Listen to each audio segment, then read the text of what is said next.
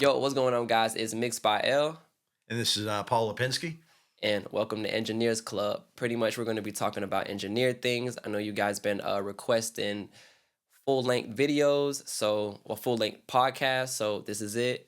It's our first one. This is our first one, our first one. Yeah. Yeah, and pretty much this is going to be the only time we do it in this room. I'm going to be upgraded to another room. Yeah, so we're going to say goodbye to this room. Yeah, some good stuff's happened in this room. No, for sure. Yeah. A lot of good content. But how you been, Paul? You good? I'm good, man. Yeah, I got some new gear recently, and I know you're getting new gear all the time. Yeah. I just got the Lauten Audio Atlantis. Oh, Haven't even got to use it yet. Oh, I have lots of experience with that microphone. I know how long have you had it for? I got it maybe 3 years ago. Yeah. Because I remember you said you was recording with it, and you said you like the forward feature, right? Because I know that's what I have the microphone almost on. always am put it in forward mode. Yeah. It just gives the vocals just presence. Yeah, that mic stands against any mic. Yeah, I also have I use a Telefunken 251, which is a lot of times considered maybe the best microphone you can get. Nah, for sure. Yeah, I mean, it's like the Sony, the Telefunken. I'm telling you, the Atlantis, the Lauten Atlantis is as good as both of those microphones. Nah, for sure. That is no lie. That mic is phenomenal. Yeah, I have a session for some R&B vocals like on the 5th, so in a couple days. Yeah. So I'm going to be able to test it out, and I'm going to be doing like a whole video. It's just a really, with the 3 different modes, the forward mode and it's just like you kind of get 3 mics in one. That's what I was going to, I literally was reading about it, and I was seeing how you could just literally get 3 different type of tones. Pretty much. I mean, I'd say for most pop, rap, definitely the forward mode is the way you want to go. You want to go. Yeah. Definitely. Yeah. It's, but, depending on the style, you may get you may be doing a jazz singer, you never know. And, you put it in I forget the name of the 3 different modes, but yeah, you can get to change the coloring and you can get more of a warmer, less bright sound, which is, some genres is that's what it calls for. Yeah, for sure. But I think for most of what we do, pop, rock and rap, forward mode is just where you want to be. And just gives you that presence. It's a great mic. Super heavy microphone. When you get, I was surprised my this was able to handle it, because it does droop down sometimes, and I have to you gotta have a really good mic stand. You really do. Because these, I don't think these will cut it. Yeah, it's cutting it right now. Yeah. So, but when you get a Lauten microphone, I mean, you can, when you open the box, you can just tell the quality. The pristine. Yeah, it's just like, super great quality build. Yeah. No joke. Yeah, definitely. For sure. Stuff is really well made. Yeah, and even the LA320 that I was using. So yeah, LA320. I think Lauten microphones are slept on, man, because I think they are one of the best brands of mics you can get. Yeah. The LA320, though, for like a budget wise, I'm talking about one of the best 2 mics that you can probably get for. I think it was like $700, and I did so many sessions, and yeah, I'm talking about I did it without compressors, I did it without the preamp, I did one just going directly into the interface. Right. So I done heard it in all different types of scenarios, and that's great. Crazy that it was like a $700 mic. Yeah, a tube microphone for about $700 is a Chico. It's crazy. Yeah, because tube mics are just known for their, just their depth and the harmonics they introduce. It's just great sound. Like the Telefunken 251's a tube microphone. The Sony C800G is a tube microphone, and I guess the 320 is a tube microphone. Yeah, it's just for under $1,000. Crazy. Yeah, because when you're talking Sony or Telefunken, you're talking over 10 bands. Oh yeah, for sure. You can get a tube mic for under $1,000. Yeah, talking about 2 microphones. So I'm actually getting a I want to say it's a Pure Tube by Lewitt Audio. Lewitt Audio, and I'm ready to use that. I'm ready to hear how that sounds, because I do love 2 microphones and stuff like that. And I think this one just was $1,000, so I'm gonna definitely be testing that one out. But yeah, definitely ready to hear how that sounds. Yeah, I mean, I've always seen the Lewitt Audios, but I really don't know much about their mics. I mean, I just see their ads, and it's like, oh, that's pretty cool. But that'd be cute. Yeah, when you get it, I'd love to hear it. Yeah, for sure. Oh yeah, you know. Yeah, definitely. For sure. Yeah, the mic locker is getting crazy, guys. The mic locker is getting crazy. We're gonna actually get one more of these for the podcast real soon. But my good friend, he brought his SM7B. Yeah, the Thriller Michael Jackson microphone. Yeah, and pretty much one of the most popular podcast microphones. I didn't know which one to really go with, but I was like, I gotta go Lauten Audio, guys. I gotta, like, the LS208 is crazy for content, podcasts, anything like that. Yeah, so yeah. And you get to hear A and B right now. Yeah, and I'm going Michael Jackson Thriller over here. You really get to hear A and B right now. That is crazy. Yeah, for sure. Beat it.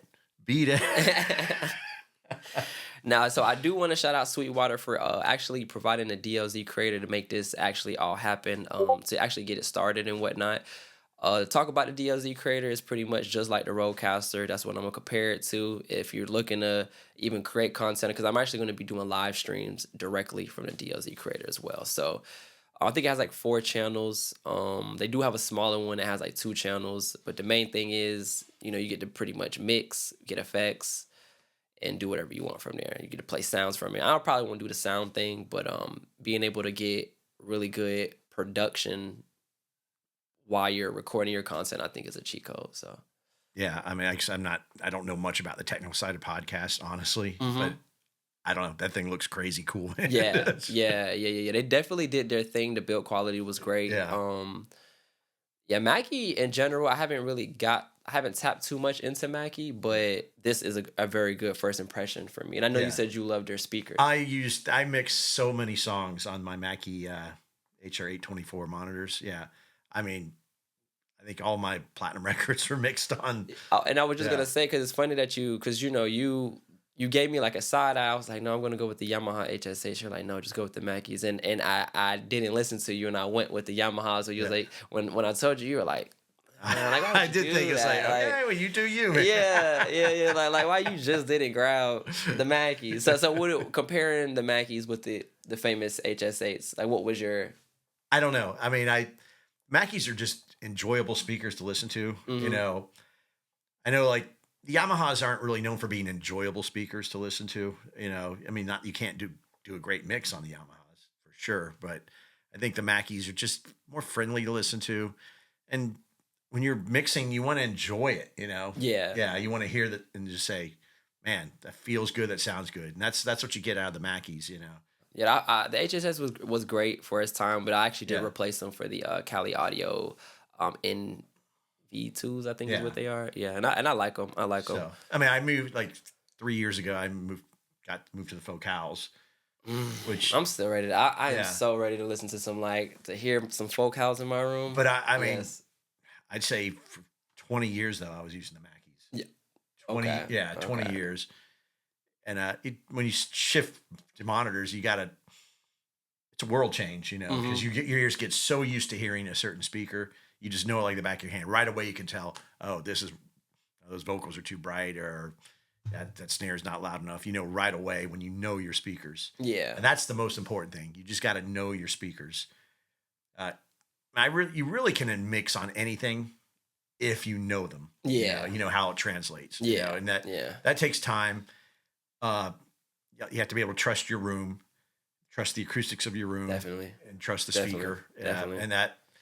And you can acquire that over time as you just when you know your room and you know your speakers, you know exactly how much bass there needs to be. You know how loud the vocal needs to be. So when clients come in and they say, I think I need more bass, they have to trust you. They say, I know these speakers, I know this room. You got to know your speakers. That's like the biggest thing. They say, I don't need more bass. I'm telling you, promise me, there's plenty of bass. Yeah, for sure.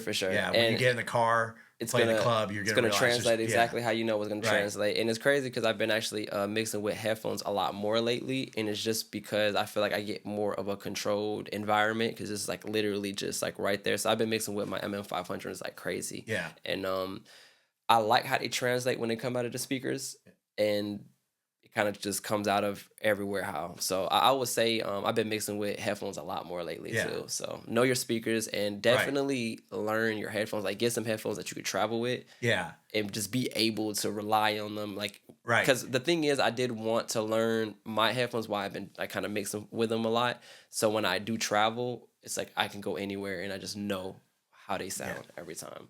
Because once you learn your speakers, you're not really mobile. You can't really be mobile. So exactly, and I know you did something recently. I forgot what engineer it was. We're talking about how he trusts his headphones. Yes, yeah, because he travels. That to was Ben Thomas. Who was that? Ben Thomas. And that you go to different studios. It's hard when you walk into a new room, new speakers that you've never heard.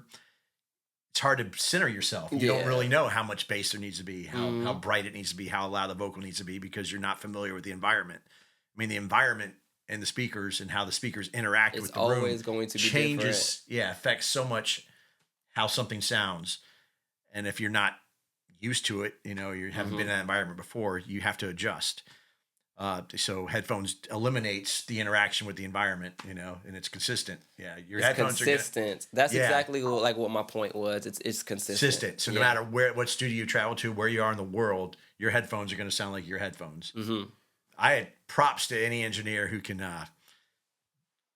go and mix, in a strange room. I always feel, when I go to different I definitely have to learn every single room. When I go into a different studio, it's like, then when you're usually traveling, you always have a lot more people in the studio. So it's like you're dealing with that, and then you're dealing with learning the equipment as well. I get asked all the time, how would you feel about traveling here, traveling there? And it's like, I have no objection to it, but you never feel comfortable mixing in a room that's just that's not your glove, It doesn't. I always second guess myself when I'm in a room I'm not familiar. Like when we were in LA, a couple months ago, I don't know. I never felt comfortable. We were tag teaming that mix. And I never said, I always second guessing. It's like, to me, it feels right to me now, but I don't know, because I don't really know the room. I don't know how this is going to translate when we get it out into the real world. Yeah. It sounded good in the studio. It did. Yeah. It did. Yeah. But you really don't know. Like in my studio and my speakers in my room, I know exactly how it's going to translate. Nah, for sure. So I always tell clients, it's like, I'd much rather mix this in my room. I think it's going to be quicker, better, and more efficient, and we're going to get a better product. That makes more. Yeah, that definitely makes a lot more sense.